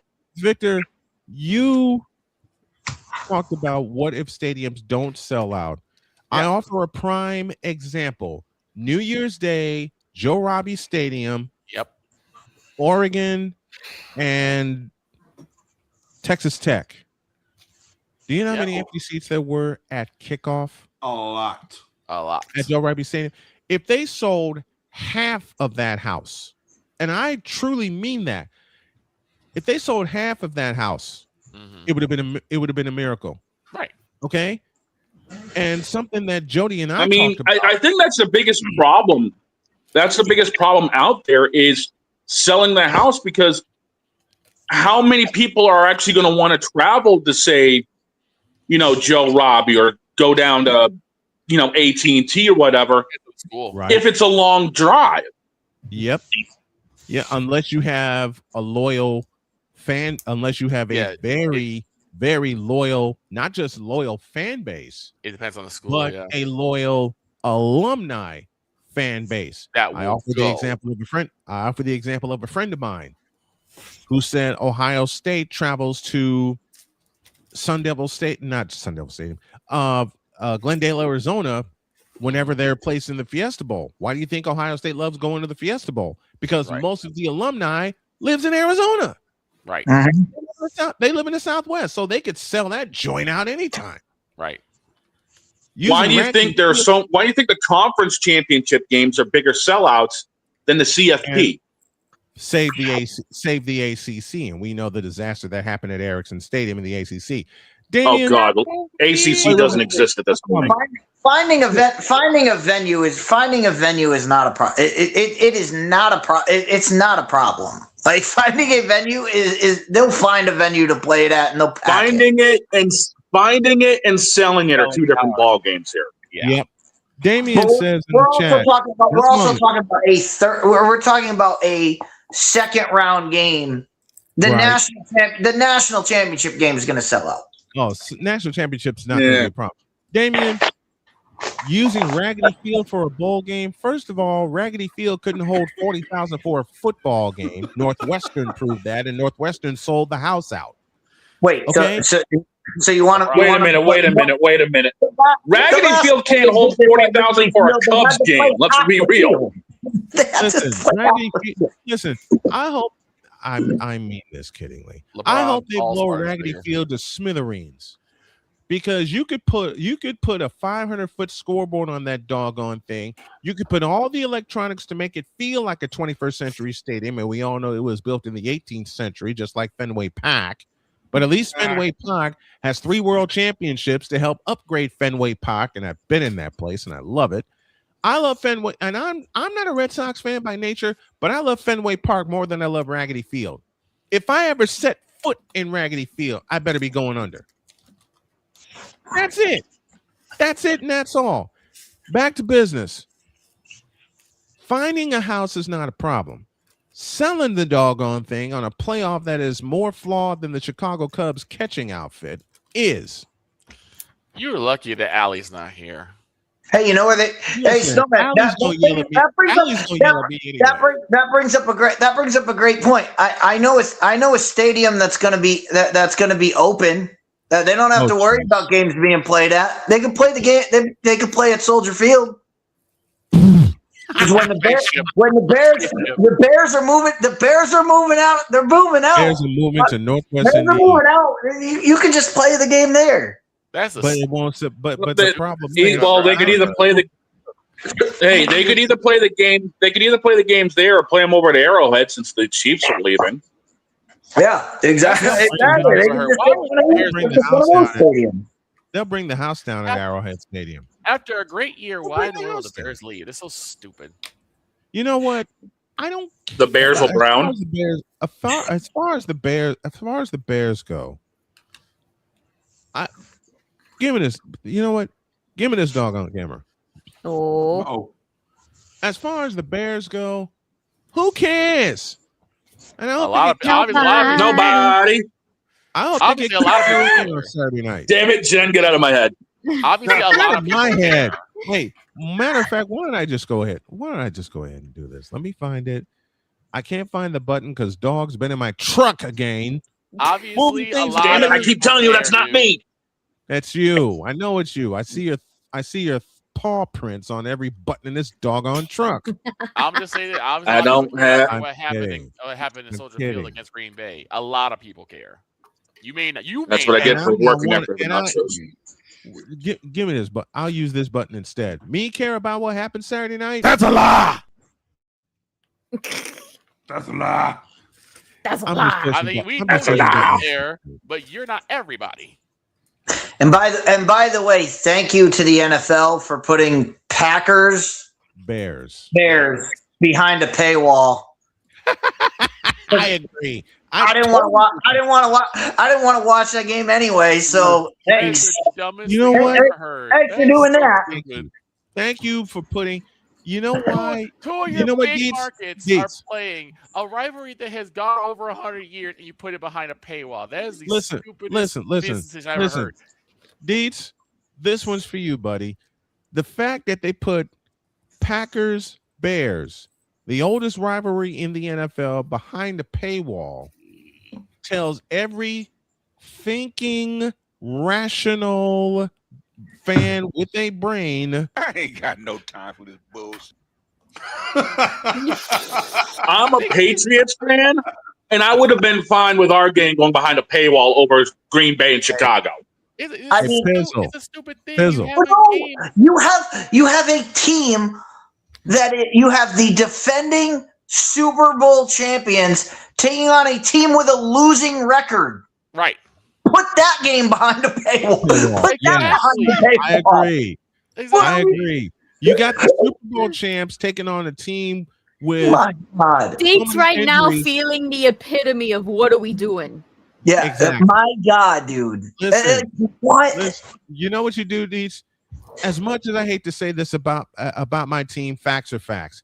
You take the Eagles 49ers game and you put it behind two paywalls. If you really want to see how bad my 49ers are going to get eviscerated, blown up, blown to smithereens, because you can take their laundry list of injuries and put it in Indianapolis Hospital, for God's sakes. And this is what I'm talking about. You put that behind two paywalls. You could put Rams Carolina behind a paywall because no one cares about them. And no one cares. Right. Save playmaker. No one cares. No one's gonna care about when the Rams are up by 30 after the first quarter. No one's gonna care. The Panthers laid an egg. The Panthers laid an egg. I hope the Dario, the Panthers laid an egg. And we all saw how. I don't even know what these guys are on about. I'm just here for the last while sorting out my diamond dog, waiting for the picks. In other words, Jen just says she's here for the memes at this point. Go ahead, Victor. The only thing I'm looking for because that game's going to be in Carolina. Yeah. Let's go weather delay. Let's go for a weather. They've already had one this year. Let's go for another one. Against the Jaguars. I think it was the Panthers and Jaguars. That rain delay, because that was the game that I actually called. It was. The monsoon. You know what, Victor, when you did that was week 1. I'll never forget. It was week 1. Week 1, you had the pleasure of having the Panthers and the Jaguars, and then Mother Nature decided to scream. And then Victor took a break. Just a moment. Victor took a break, came back, and was silent for a good 2 minutes. And I said, Victor, what's wrong? And he goes, I got stuck with the Browns. Yes. And after he said, you know what? And after he said he got stuck with the Browns, Victor did a Notre Dame and walked off. I was stuck watching the. You mean like how DIETZ did when he found out no one's beating my score? Yes. Matter of fact, DIETZ. Matter of fact, I want this for the meme. Says I want to have this back. I'll wait till he's finished. DIETZ, do it again. What? Do it again. The walk-off moment. I want that again. So, you remember when Don told you I had like the magic number, the 12-game lead? Yeah, I know.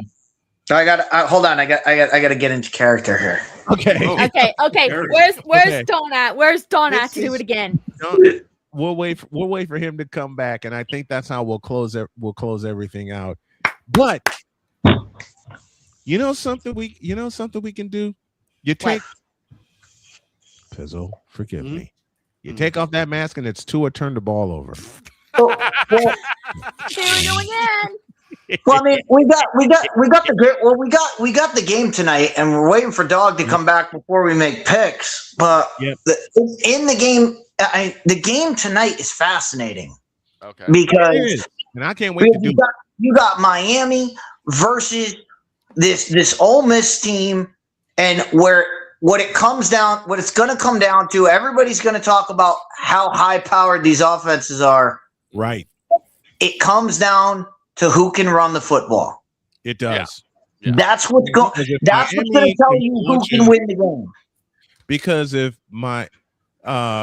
Miami can bludgeon Mississippi the same way they bludgeoned Ohio State and Texas, Miami's going to win walking away. I don't think Don's going to make it back because his phone crashed. Snowman might have to do it instead then. And for Ole Miss, if Ole Miss can't run the football and they're dropping back, Ruben Bain is going to be a problem.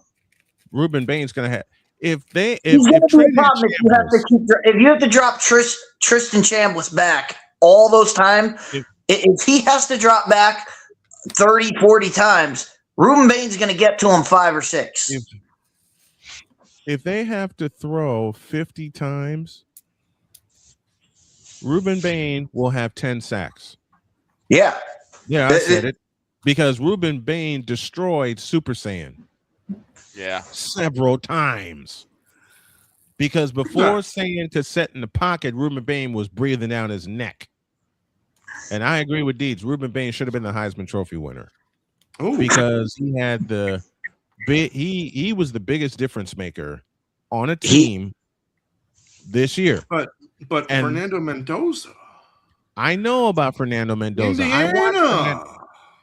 Speaking of Fernando Mendoza, because he plays on Friday. Yeah. Fernando Mendoza did the funniest thing in the Alabama game that I think I've ever seen. What did he do? He showed exactly why he's a flawed NFL quarterback on one play. And then the very next play showed why he's the best quarterback in the draft. Yep. So he did. on the play that he showed his flaw, let me set this up. So they were on the right hash. They were on the right hash, and they threw an out route to the left sideline. Right. So that's 50 yards away, and he had to throw an out. And when he threw it, it was the biggest duck I've ever seen. Mm-hmm. And I thought it was Morgan. It showed everything that you needed to know about Fernando Mendoza. Fernando Mendoza, great quarterback, but he has no strength. He has He doesn't have the strength to throw that ball from the right hash outside the left numbers. That ball's never going to get there, and he's lucky the Alabama kid didn't catch it and is still running today. And race the other way. Yeah, he has a Derringer instead of a cannon for an arm. And when he did that, I looked at it and I said, "Oh my God! If he's at the NFL level, there is no way he's going to be able to push that ball." And then the very next play, he goes to Charlie Becker over the middle of the defense, over the middle on a post, and it's a dime. And I was like, that is a great decision. That is why he's the best quarterback. But his arm strength, his arm strength, if you draft him, and somebody will draft him number one, probably the Raiders. They have got to have a guy, a strength and conditioning guy with him, or a quarterback coach that can teach him how to throw the ball outside the numbers, because he doesn't have it, and his body type will not have the strength to get that ball there. So the question is, can that be fixed? Can he actually put on some muscle when he gets it when it's in the draft? It can be fixed through both those things. Putting on muscle and having somebody teach him the techniques that he needs to get the ball where it needs to go. Where it needs to be. And I'll tell you, I have a perfect example of that. 1979, Joe Montana. Bill Walsh loved Montana because of his footwork. He got into camp and had to develop his arm strength.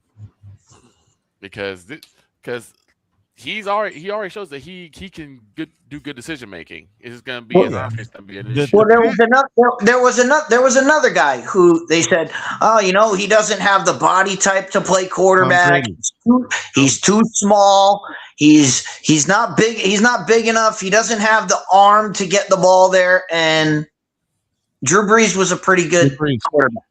Oh, Drew Brees was a surgeon. Drew Brees knew where to throw the ball, and he knew how. He knew how to get the most power out of his arm. To get the most power out of it. Yep. Every quarterback 6'2" and under have always been told they're too small. They're too small. Drew Brees, man, I love me some Drew Brees. I hated him at Purdue because he kept carving my Northwestern Wildcats up. But Drew Brees was a surgeon. He was a surgeon. Listen, Drew Brees threw. Okay, I've got to make this joke. I have to. Drew Brees threw a better ball than any Boston Red Sox catcher I know of, save Carlton Fisk and Jason Varitek. I'll give you Jason Varitek. All right, let's get down to business. Let's make our picks for tonight. These are picks brought to you by Warner Parlay, the world's richest parlay. Pick along in the chat with this, and I just pushed the wrong button again. Dog, get out of my truck. Here we are. You got this one right here. Miami and Ole Miss, 7:30 tonight. We're up at 7 with our pregame show. Miami laying 3. DIETZ, I'll start with you. I'm gonna go with. I think the Canes defense is going right now. Nobody on Ole Miss can stop Ruben Bain, and I think Miami takes it. I think it's gonna be close. It's gonna come down to the wire, and we saw it last week. Just when you think Ole Miss is out of it, they can storm back. They can score in a hurry. They can. So Miami can't turn the ball over. Can't be. They've got to control the running game. They've got to beat up. They got to run the football early to beat up Ole Miss late. That's what they have to do. I think they can get it done. I'm going to take the U. I'm going with Miami also. Victor? Yeah, I'm going to have to go with Miami as well. This is going to be one of those games where I'm going to have the blinders on. I'm going to be watching nothing but that game. Seriously, I don't want to hear nothing else. Listen, all of my alerts beginning at 6 o'clock tonight will be turned off because I will be in here in studio getting ready. Yep. Jen, my darling, what say you? Do you want to just fence it and move on? So why fence it when you can sweep? Can I even? One. Oh wait, everyone went Miami. Yeah. Unless Pizzle didn't pick yet, but Wait, I think we know what Pizzle's doing. All you need to know is this right here. He's going. He's going. I don't even know what that means. That's Miami. That means to you. That's you. Miami. Wait a minute, Jen. Can you do that? Can you do that? Can you do the thing? Can you do that with Can you do that? Can you do this? Let me see. Let me see. There it is. Hold on. Stay there. Stay there.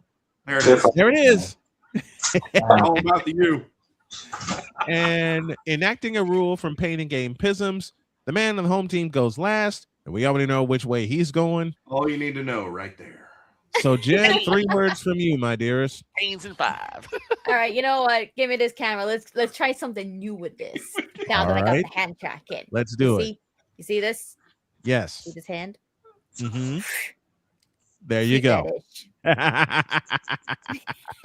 Hey! All right. Dawn says there's no fence in playoffs. Not that it matters since Jen already clinched. LOL. Damn right, I clinched. That's what I clinched. Okay. That's all right. That's it. Give me this screen. Oh no. DIETZ, go on, DIETZ. Let's hear it. Jen clinched. That's it. I'm out of here.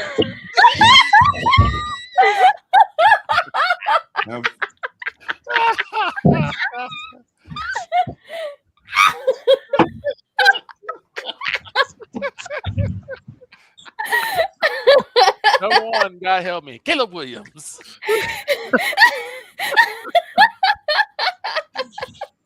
I think DIETZ needed that to get into character, so he can. Well, all right. Well, crying from laughter. Oh boy.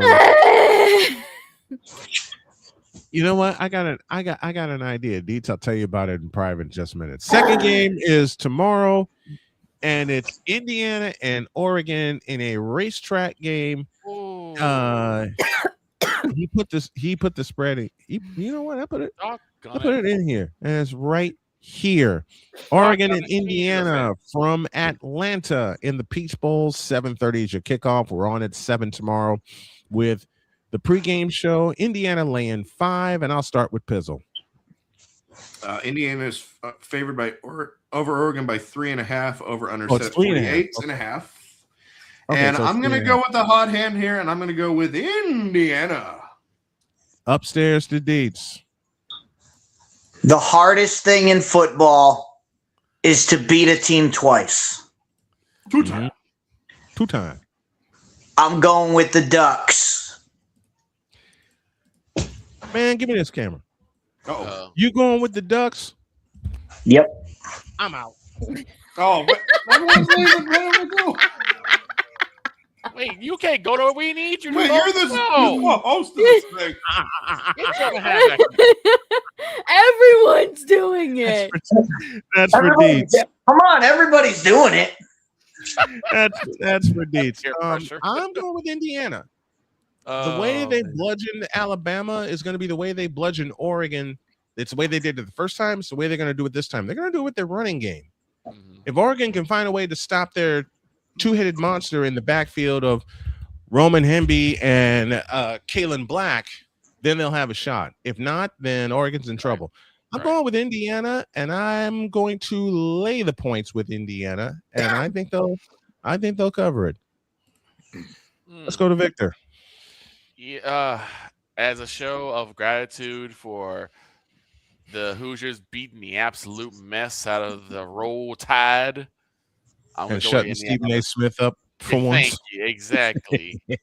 I'm going with Indiana. It's going to be very interesting because I like Oregon's defense. I do. I like Oregon. Y'all, I've been a Duck fan for a while. This might be this versus Hogan and Andre. Oh, brother. Hogan and Andre. Why are you saying, Pizzle, what'd you find? You're saying, oh, brother. Why are you saying? Just Hogan and Andre. It's like, oh brother. You know what? Irresistible force, the immovable object. Exactly. Well, that's what it is. The irresistible force being Indiana's running game, the immovable object being Oregon's defense. Exactly. Although Oregon met Penn State and moved them, and then they got socked in the mouth by Indiana. And Oregon knows how to stack the box too.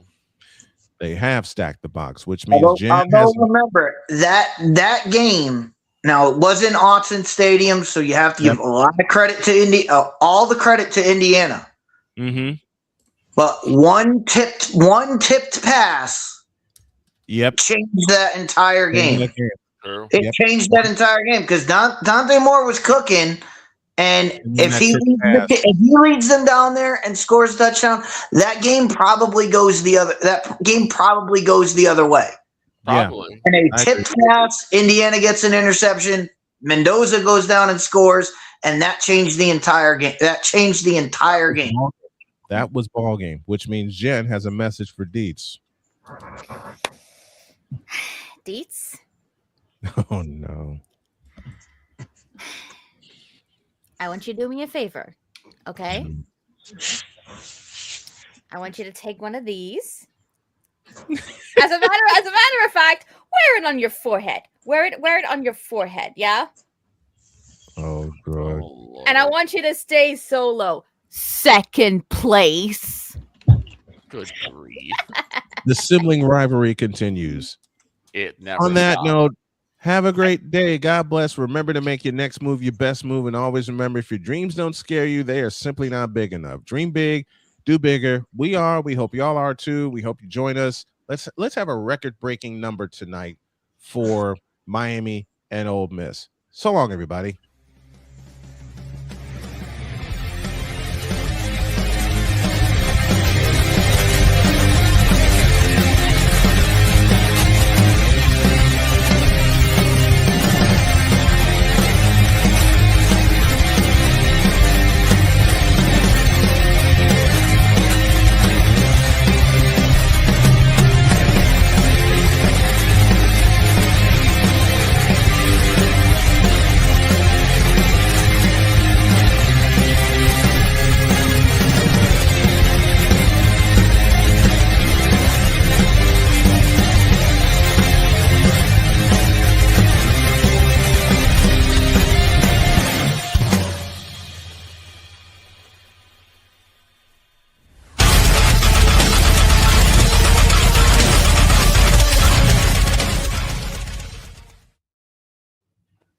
As far as the NFL playoffs go this weekend, we do not care. Are they that bad?